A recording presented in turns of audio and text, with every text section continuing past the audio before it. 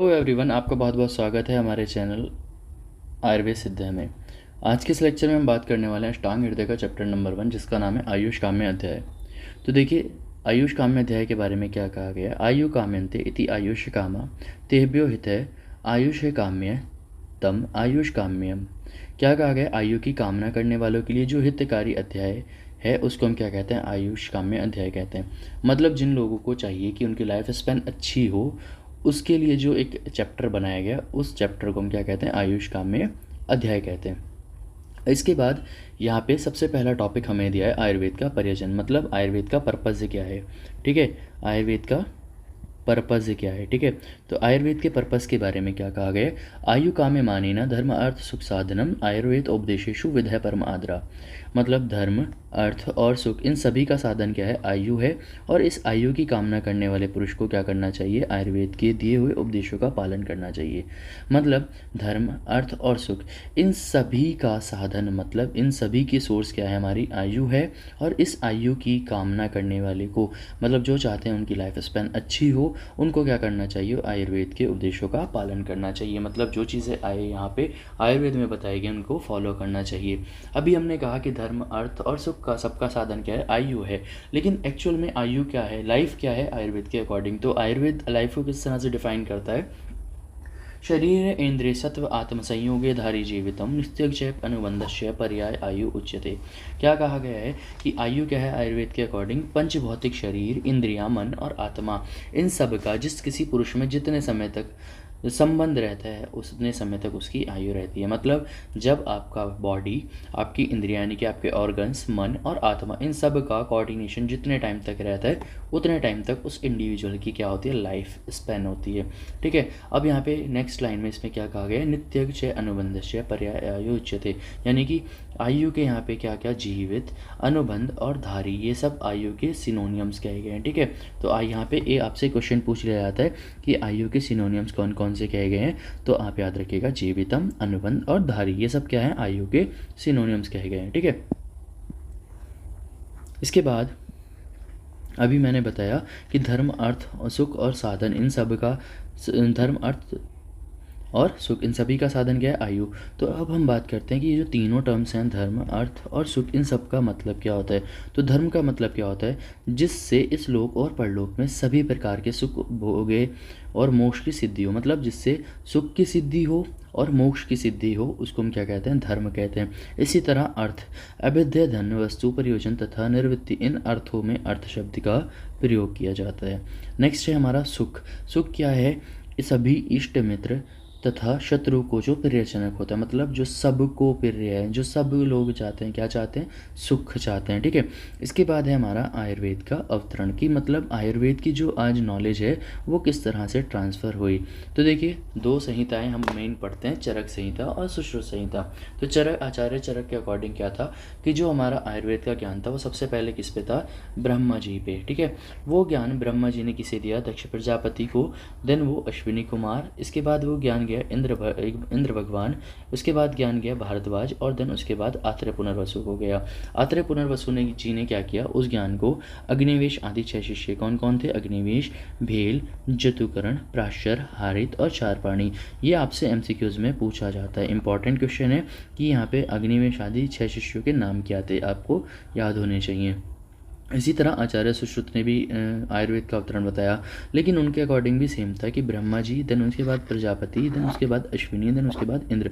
लेकिन यहाँ पे थोड़ी सी कंट्रोवर्सी क्रिएट हुई होगी कि यहाँ पे इन्होंने कहा भारद्वाज जी, लेकिन आचार्य सुश्रुत ने क्या कहा कि इंद्र भगवान से भारद्वाज ज्ञान लेकर नहीं आए थे, बल्कि कौन आया था, धन्वंतरी जी लेकर आई थी। ठीक है, और उन्होंने बाकी अपने शिष्यों में उस ज्ञान को ट्रांसफ़र किया था।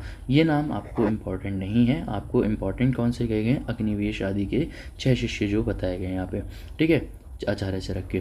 इसके बाद हम बात करते हैं आयुर्वेद की ब्रांचेस। तो आयुर्वेद के 8 अंग कहे गए हैं, कौन कौन से, काय, बाल, किरो, उद्वांग, शल्यद्रष्टा, जराविषांग, अष्टावंगानी तस्याहु चिकित्सा येषु संशिताम। मतलब कौन कौन से ब्रांचेस कही गई हैं आयुर्वेद की। पहली है काय चिकित्सा, दूसरी है बाल, ठीक है, बाल मतलब पीडिया ब्रांच। ठीक है, इसके बाद ग्रह है, उसके बाद है उध्रवांग। ठीक है, उध्रवांग। ठीक है, देन इसके बाद है हमारी शल्य, इसके बाद दृष्टा, उसके बाद जरा, और लास्ट है हमारी वृषान। तो ये हमारे पास 4 कहे गए हैं। काय मीन्स मेडिसिन, ठीक है, तो काय चिकित्सा हो गई। देन इसके बाद बाल हो गया हमारा पीडिया, ठीक है। इसके बाद गृह मतलब भूत विद्या, ठीक है, जिसमें हम मंत्र वगैरह का यूज़ करते हैं।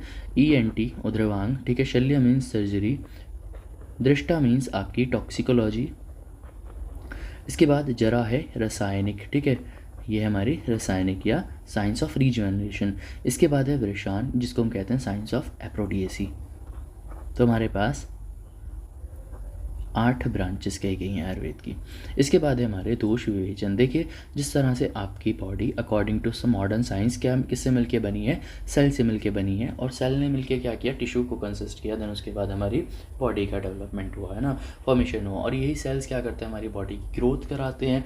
और यही सेल्स में अगर किसी भी तरीके की एबनॉर्मेलिटीज़ आ जाए तो यही रीज़न होते हैं कि हमारी बॉडी में डेथ कॉज करा रहे होते हैं। तो यहाँ पे देखिए दोष विवेचन के बारे में क्या कहा गया है। इसी तरह आयुर्वेद ने 3 चीज़ों को हमारी बॉडी से मिलके माना है। कौन कौन से 3 दोष हैं, वात, पित्त और कफ। तो यहाँ पे दोष विवेचन में क्या कहा गया, वायु पित्तम कफश्चेति त्रयोदोष समासतः विक्रेता अविक्रेता देहम हनंति रुते वर्धन्ति च, ठीक है।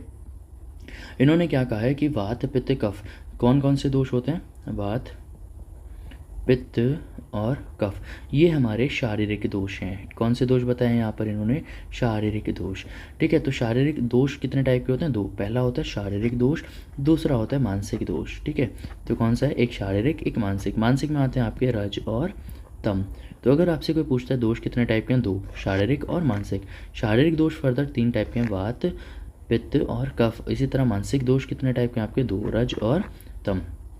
अगर ये स्टेबल रहेंगे, ठीक है, ये हमारे जो शारीरिक दोष हैं, अगर ये स्टेबल रहेंगे, यहाँ पे क्या कहा गया, विकृता अविकृता देहम घनंति रुते वर्धन्ति च, अगर ये स्टेबल में है तो हमारी बॉडी की ग्रोथ कराते हैं, ठीक है। और अगर यहाँ पे अनस्टेबल हो जाए तो ये क्या कराते हैं, डिजीज़ कॉज कराते हैं, ठीक है, जैसे आपकी बॉडी में टिश्यूज़।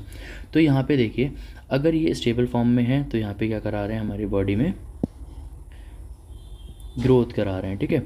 और अगर अनस्टेबल फॉर्म में है तो क्या करा रहे हैं, हमारी बॉडी को डिजीज़ कॉज करा रहे हैं। तो यहाँ पे सम अवस्था मतलब ये कैसे स्टेबल है, ठीक है, यहाँ पे क्या कर रहे हैं, ग्रोथ। विषम अवस्था मतलब क्या हो गया, यहाँ पे अनस्टेबल फॉर्म, ठीक है। अभी अनस्टेबल क्या हो सकती है, या तो ये इंक्रीज़ कर जाएँ या डिक्रीज़ कर जाएँ। अगर बड़े हैं तो उसको हम कहते हैं वृद्ध अवस्था, यानी कि इंक्रीज़ होना, ठीक है। इसी तरह क्षीण अवस्था मीन्स डिक्रीज़ होना, कम होना, ठीक है। अब ये डिपेंड करता है कि कितने ज़्यादा बढ़े हैं। तो थोड़े बहुत बढ़े हैं तो अल्प वृद्धि, थोड़े ज़्यादा बढ़े हैं तो मध्यम वृद्धि, और बहुत ज़्यादा बढ़े हैं तो उत्कृष्ट वृद्धि। इसी तरह क्षीण अवस्था भी 3 टाइप की है, अल्प क्षय, मध्यम क्षय और उत्कृष्ट क्षय, ठीक है। इसके बाद हम बात करते हैं दोषों के स्थान एवं प्रकोप काल। तो देखिए जो हमारे वात, पित्त, कफ हैं, इनके दोष कहाँ पे इनका स्थान बताया गया है, और इनमें कौन सी एज में कौन सा दोष, और कौन से दिन में कौन सा दोष डोमिनेट होता है, रात में कौन सा दोष डोमिनेट होता है, वो यहाँ पे बताया गया है। तो हमारे पास कौन कौन से दोष हैं, वात, पित्त और कफ। तो अगर हम इनके शरीर में स्थान की बात करते हैं तो जो हमारा वात दोष होता है वो कहाँ होता है, हृदय और नाभि यानी कि अम्लाइकल के नीचे प्रेजेंट होता है। पित्त कहाँ होता है, हृदय और नाभि के मध्यम में प्रेजेंट होता है। और कफ कहाँ होता है, हृदय और नाभि के ऊपर प्रेजेंट होता है। तो ये हमारे इन तीनों के स्थान, ठीक है। इसके बाद है वह का मतलब होता है एज, कि कौन सी एज में कौन सा ये हमारा दोष डोमिनेट करता है। तो अगर जब आपकी बाल्यावस्था होती है, यानी कि जब आप चाइल्ड एज में होते हो, तो वहाँ पे हमारा कफ दोष क्या करता है, डोमिनेट करता है। पित्त युवा अवस्था में पित्त दोष, और वृद्ध अवस्था में वात दोष क्या होता है, डोमिनेट होता है। इसी तरह अगर हम बात करते हैं दिन के स्टार्टिंग में, यानी कि पूर्वाह में क्या होगा, हमारा कफ दोष होता है 6 से 10 AM, कफ दोष डोमिनेट करता है। उसके बाद मध्याह्न यानी कि 10 AM से लेके 2 PM तक क्या होता है, पित्त दोष। और इसी तरह जो हमारा दिन का एंड है, फेज है, जो 2 से 6 PM वाला टाइम है, उसमें कौन सा होता है, हमारा वात दोष डोमिनेंट रहता है। इसी तरह रात के स्टार्टिंग में पूर्व रात्रि में यानी कि 6 से 10 PM, 6 PM टू 10 PM क्या रहेगा, हमारा कफ दोष बढ़ा होता है। इसके बाद मध्य रात्रि यानी कि 10 PM से 2 AM तक क्या होता है, हमारा पित्त दोष बढ़ा रहता है। इसी तरह रात्रि में क्या होगा, एंड में अपरात्रि में 2 से 6 AM क्या होता है, वात दोष डोमिनेट करता है। इसी तरह हम बात करते हैं आहार परिपाक काल, मतलब जब हम फूड लेते हैं तो उसके स्टार्टिंग में कौन सा दोष डोमिनेट करता है, या कौन सा दोष रोल प्ले करता है, बीच में कौन सा और एंड में कौन सा। जब आप खाना लेते हो आदि, तो वहाँ पे क्या करता है हमारा कफ दोष बढ़ता है, ठीक है। इसके बाद मध्य, जब आपका डाइजेशन होता है तो कौन कॉज कराता है, पित्त कॉज कराता है डाइजेशन, क्योंकि पित्त की प्रॉपर्टी कैसी होती है, उष्ण होती है, जो हम नेक्स्ट लेक्चर में पढ़ने वाले हैं। इसके बाद है जब आपका फूड पूरी तरह डाइजेशन हो जाता है तो वहाँ पे कौन सा दोष डोमिनेट करता है, वात दोष डोमिनेट करता है। तो यहाँ तक आज हमने दोष के बारे में पढ़ा और दोषों के स्थान के बारे में पढ़ा। नेक्स्ट लेक्चर में हम पढ़ेंगे दोषों के स्वरूप के बारे में, यानी कि उनकी प्रॉपर्टीज़ के बारे में। लेक्चर पसंद आया तो चैनल को सब्सक्राइब कर देना। Thank you.